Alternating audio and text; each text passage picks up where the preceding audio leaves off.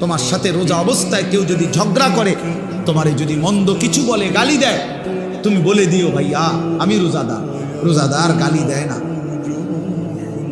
রোজাদার ঝগড়া করে না ভাইয়া, রোজাদার নাফরমানি করে না। ফালিয়াকুল ইন্নী ইমরুউন সাইম।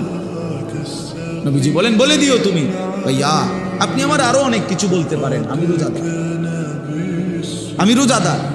রোজাদার গালি দেন। রাসূলুল্লাহ সাল্লাল্লাহু আলাইহি ওয়াসাল্লাম বলেন লাইসাল মুমিনু বিত্তাআন ওয়ালাল লাআন ওয়ালাল ফাহিশ ওয়ালাল বাদী। এটা হাদিস। নবীজি বলেন মুমিন খোঁটা দানকারী হয় না। খাবাইয়া 10 টাকা খাবাইয়া আবার এক সপ্তাহ পরে দাদা এদিনও তো তোরে 10 টাকা খাবাইলাম, এতে না খাওয়ানি ভালো ছিল। তা আল্লাহ নবী সাল্লাল্লাহু আলাইহি ওয়াসাল্লাম বলেন মুমিন খোঁটা দেয় না, অনুগ্রহ করে কি দেয় না, খোঁটা দেয়। ওয়ালাল লাআন, মুমিন কাউকে লানত দেয় না। ওয়ালাল ফাহিশ, মুমিন অশ্লীল কথা বলে না। ওয়ালাল বাদী, মুমিন নোংরা চরিত্রের হয় না।